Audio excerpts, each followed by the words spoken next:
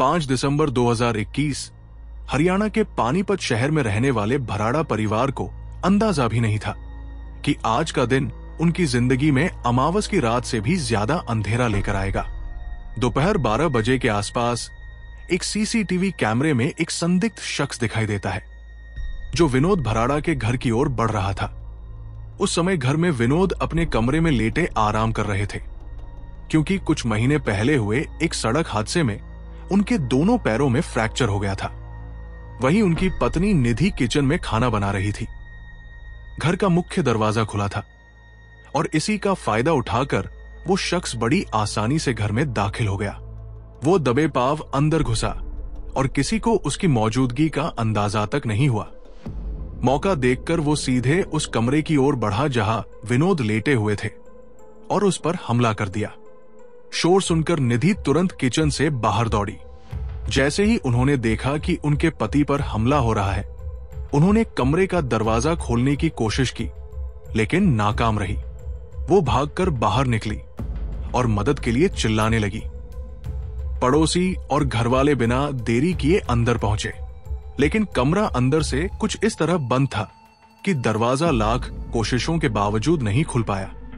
सब कुछ उनकी आंखों के सामने हो रहा था लेकिन वो चाहकर भी विनोद की मदद नहीं कर पा रहे थे। कमरे के पास ही एक खिड़की थी जो संयोग से खुली हुई थी। वहां से झांक कर देखा गया कि उस शख्स ने पहले विनोद को बेड से नीचे गिराया, फिर अपनी गन निकाली और एक गोली विनोद की कमर में और दूसरी सिर में मार दी। इसके बाद उसने तीसरी गोली लोड की, दरवाजे की कुंडी खोली और बाहर की तरफ भागा। वो अपनी बंदूक दिखाकर लोगों को डराना चाहता था लेकिन मोहल्ले वालों ने हिम्मत दिखाई। ना सिर्फ उसे रोका बल्कि पकड़कर एक खंभे से बांध दिया और पीटा भी। अक्सर ऐसे हालात में अपराधी जान की भीख मांगते हैं लेकिन ये शख्स बोला, अब मुझे मार डालो, मेरा काम तो हो गया। जिस वक्त उसने तीसरी गोली लोड की थी, लोगों ने शीशे से देखा और जैसे ही वो बाहर निकला तुरंत पकड़ लिया गया। एक तरफ मोहल्ले वालों ने आरोपी को काबू में किया, वहीं दूसरी ओर कुछ लोग विनोद को खून से लथपथ हालत में तुरंत अस्पताल लेकर गए मगर सिर पर लगी गोली की वजह से विनोद की मौत हो चुकी थी। विनोद भराड़ा हार्ट रूम नामक कंप्यूटर सेंटर के संचालक थे। उनकी हत्या दिन दहाड़े हुई और वो भी उनके ही घर में। इस पूरे दृश्य को देखना किसी भी इंसान के लिए एक गहरा सदमा था, खासकर उनके माता पिता के लिए जिन्होंने अपने बेटे का खून अपनी आंखों के सामने होते देखा। जैसे ही निधि को विनोद की मौत की खबर मिली, वो सदमे से बेहोश हो गई।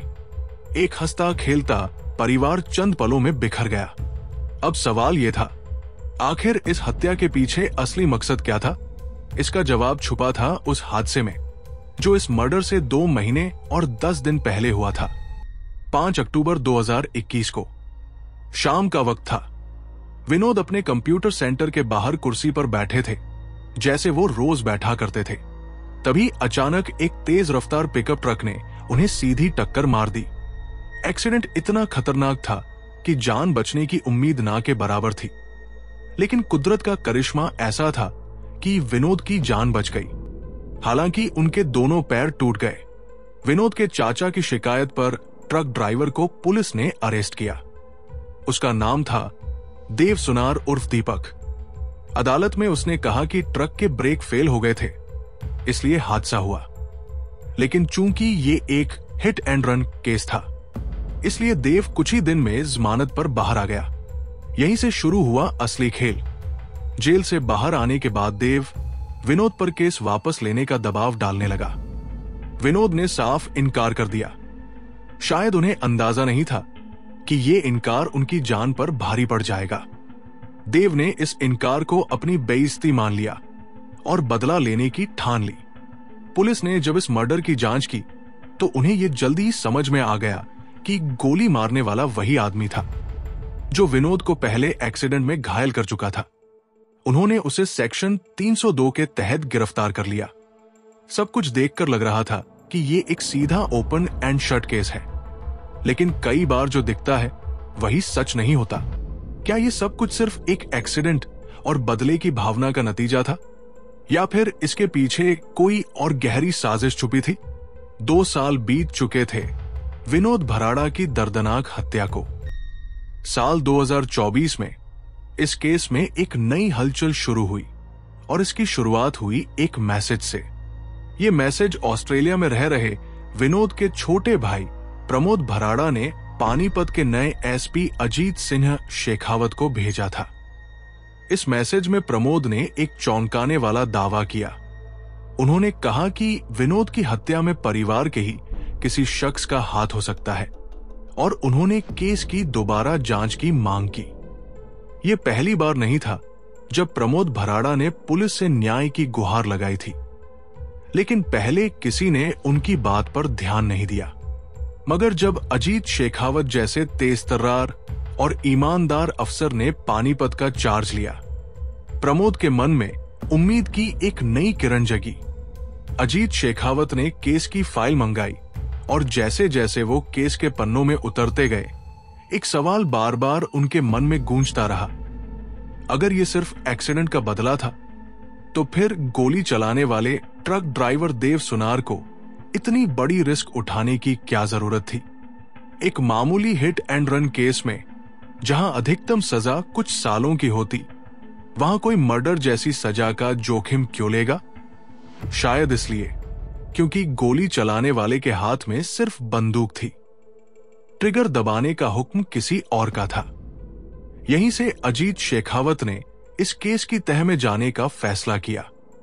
उन्होंने CI4 यूनिट के होशियार अफसर दीपक कुमार को बुलाया और आदेश दिया कि पूरे मामले की सीक्रेट इन्वेस्टिगेशन की जाए, बिना किसी को भनक लगे। क्राइम इन्वेस्टिगेशन में 3 एंगल्स सबसे अहम माने जाते हैं: पर्सनल, सोशल और फाइनेंशियल। यही तीनों जरूरी पिलर बने दीपक कुमार की जांच की शुरुआत का। सबसे पहले देव सुनार के फाइनेंशियल ट्रांजैक्शंस और कॉल रिकॉर्ड्स की पड़ताल शुरू हुई और यहीं से केस ने करवट लेना शुरू किया। जांच में पहला बड़ा पॉइंट यह सामने आया कि जिस पिकअप ट्रक से विनोद का एक्सीडेंट हुआ था, वो ट्रक घटना से कुछ ही दिन पहले खरीदा गया था। यानी ये एक्सीडेंट कोई दुर्घटना नहीं, प्लान था। दूसरा बड़ा लिंक, देव के कॉल रिकॉर्ड्स में बार बार एक नाम सामने आया, सुमित। इसी नाम का व्यक्ति एक्सीडेंट और मर्डर के दिनों में देव के साथ घंटों फोन पर बात करता था। इतना ही नहीं, यही सुमित वो शख्स था जिसने देव को एक्सीडेंट केस में बेल दिलवाई थी। पुलिस को अब सुमित की तलाश थी। पता चला कि सुमित एक जिम ट्रेनर था और उसकी खुद की सप्लीमेंट शॉप भी थी। लेकिन सवाल यह था कि उसका विनोद भराड़ा से क्या लेना देना? दीपक कुमार ने सुमित के बैंक स्टेटमेंट और कॉल डिटेल्स निकाले और वहां से जो कड़ी खुली, उसने सबको चौंका दिया। सुमित रोज घंटों एक नाम से बात करता था और उसी नाम से लाखों रुपए उसके खाते में ट्रांसफर हुए थे। वो नाम था निधि, विनोद भराड़ा की पत्नी। अब सारी कड़ियां जुड़ रही थी। देव सुनार, सुमित और निधि। पुलिस को अब इतने सबूत मिल चुके थे कि वो सुमित और निधि को पूछताछ के लिए उठा सके। शुरुआती पूछताछ में दोनों ने सब कुछ नकार दिया, लेकिन जब पुलिस ने निधि को वो CCTV फुटेज दिखाई जिसे पहले कभी सार्वजनिक नहीं किया गया था, तो तस्वीरें साफ हो गई। 15 दिसंबर 2021 की फुटेज में साफ दिखाई देता है कि जब देव घर में दाखिल होता है तो निधि पहले से किचन में मौजूद होती है। देव अंदर आते ही उसे देखकर नमस्ते करता है और दोनों के बीच आई कांटेक्ट होता है। निधि इशारे में देव को उस रूम की ओर भेजती है जहां विनोद लेटे हुए थे और जैसे ही देव अंदर जाकर हमला करता है, निधि बाहर निकलकर मदद के लिए चीखने का नाटक करती है। इस फुटेज ने 2.5 साल पुराने केस में एक नई जान फूंक दी थी। पर सबसे बड़ा सवाल यह था, इतनी अहम फुटेज पुलिस की नजरों से कैसे छूट गई? जवाब था, पहले की इन्वेस्टिगेशन टीम की लापरवाही। उन्होंने सिर्फ सतह को देखा, तह में नहीं गए। सबने मान लिया था कि ये एक सिंपल बदले का मामला है, लेकिन अब पुलिस के पास सारे पीसेस थे और पूरी पिक्चर साफ हो चुकी थी।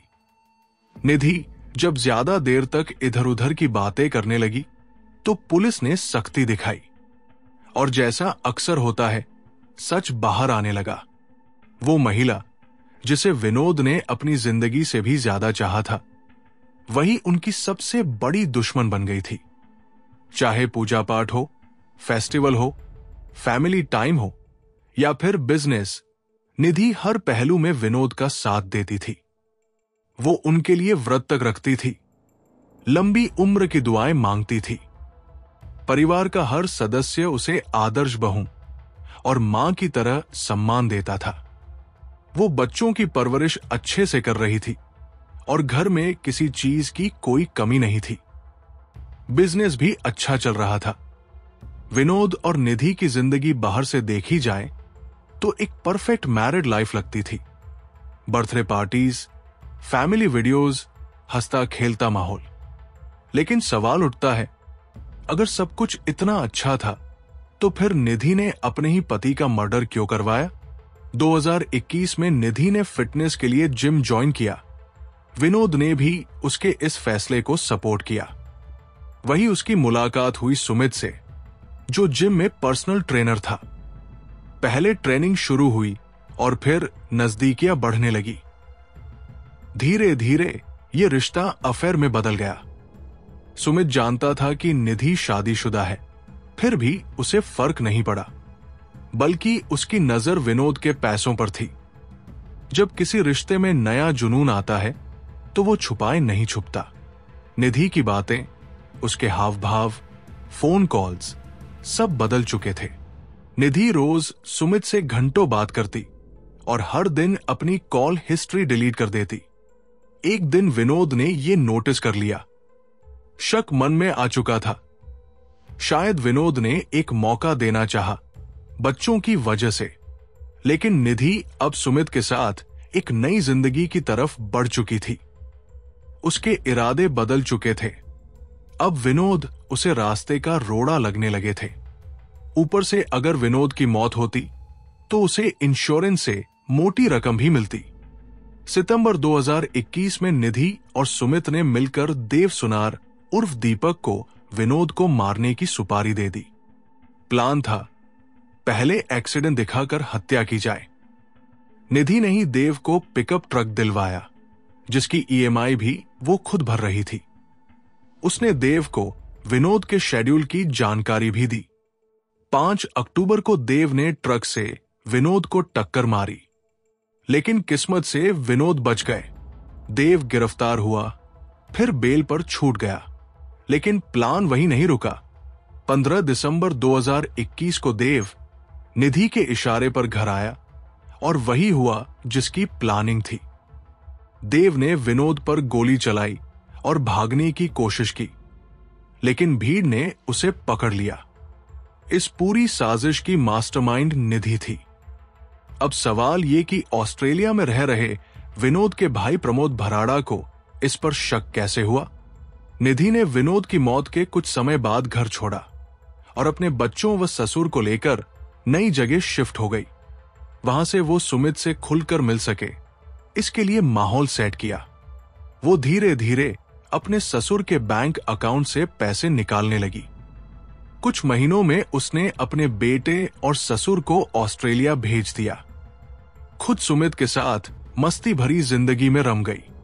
विनोद की मौत के कुछ ही महीनों में वो सुमित के साथ मनाली भी घूमने चली गई थी। ये सारी बातें धीरे धीरे प्रमोद भराड़ा को पता चलने लगी।